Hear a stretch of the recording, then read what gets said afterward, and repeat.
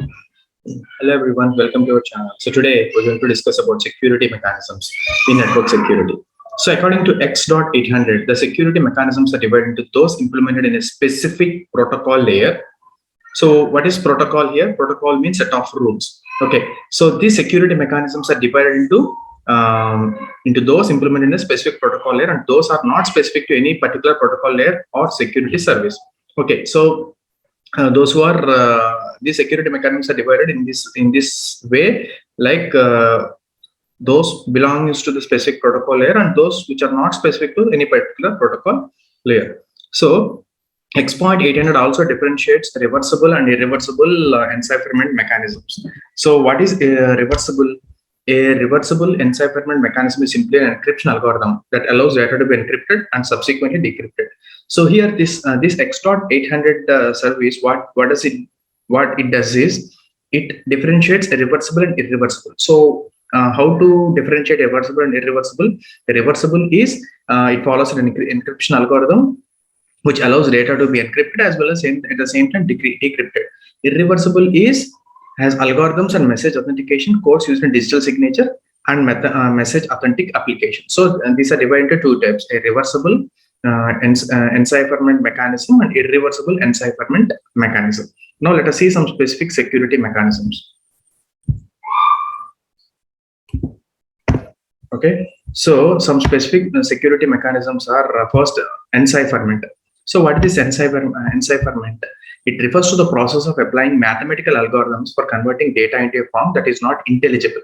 Okay, so this is the process of applying some mathematical algorithm. So whatever be the algorithm it is, so the main agenda of that algorithm is to convert data into a form that is not intelligible. That means this depends upon the algorithm used and encryption key. So it totally depends upon the algorithm which is to be used and the encryption keys. So it can't convert the data on its own.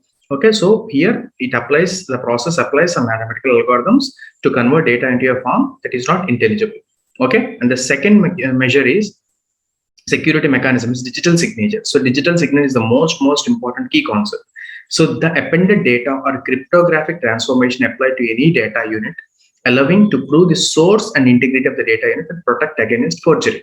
So if we have a digital signature, so we can't even forger that. We can't do forgery for that data. That means it proves the source and integrity of the data unit is authentic. Okay. And third one, access control.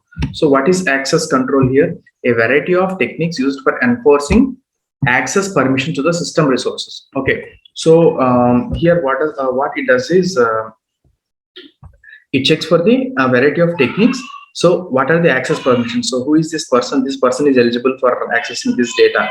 So what permissions we should give, whether he belongs to the same company, so whether he is eligible to access the network or not, so or whether he is an intruder or not. So all these are checked here, and this access control mainly enforces access permissions. Okay, so next is data integrity. A variety of mechanisms used to ensure the integrity of a data unit or stream of data units. Okay, it mainly assures the integrity of a data unit. So some data unit is there, it checks for the integrity, whether we can trust that or not. Okay, or a stream of data units. So if you take some stream of data units, it's mainly checked whether data unit having the integrity or not. Next, authentication exchange, a mechanism intended to ensure the identity of an entity by means of information exchange. Okay, so how the information is exchanged? So depending upon the exchange, it ensures the identity of an entity. Okay, this is the particular entity which we can rely upon, which is authentic, so that it can be sent to the destination. Okay, in this way, from source to transmitter, we can send the data, and the authentication is done on that. Next, traffic padding, the insertion of bits into gaps in a data stream to frustrate traffic analysis attempts. So the another one is insertion of bits in the gaps. So in a data stream, if we have any gaps, that gaps is filled with some bits. Okay, so this is all done for frustrating the traffic analysis attempts. Okay, so this is called traffic padding. Next, routing control. enables selection of particularly physically secure routes for certain data, and allows routing changes once a breach of security is suspected. Okay, so we follow some basic routes. Okay, so when we come to a conclusion that this particular route is dangerous, so that our data going through this route is suspected and the data will be lost, then we change the routing mechanism, we change the route. So this is called routing control. So how we have a control on routes.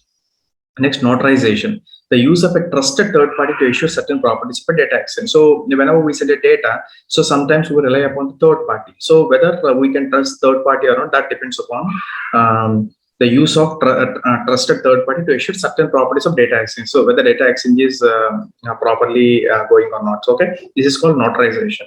And pervasive security mechanisms. Okay, so these are not specific to any particular OSS security service or protocol. Clear. So it's a general security mechanisms. Next, trusted functionality, that which is perceived to be correct with respect to some criteria security level. Okay, so trusted. So that means we can trust upon the marking bound to a resource, which may be a data unit, that names or designates the security attributes of that resource. Okay, so depending upon the attributes of that resources, we can trust upon that functionality. So this is called trusted functionality. Here we will mainly check about the security level. So next is event detection. So what is event detection? It is the process of detecting all the events related to network security. So it mainly checks the different events. So what are the different events we have? Security audit trail, security recovery. So what is security audit trail? Data collected and potentially used to facilitate a security audit, which is an independent review and examination of system records and activities. So a security audit trail should be conducted. So if a security audit trail is conducted, then we can come to a conclusion that, okay, our network is secure. And security recovery. So even though while conducting this audit, if there is any problem, so using the security recovery, we can give some mechanisms and methodologies such as event handling and management function, and we can take the appropriate necessary recovery actions. So this is called security recovery. So the security audit trail and security recovery belongs to event detection. Okay, this is all about security mechanisms. Okay, so next topic we'll discuss about network security model, so which is most important. So the students who are watching my channel for the first time, I request you to please subscribe my channel and please share my videos to your friends and well wishers, and please support my channel in all possible ways. Thank you very much, and have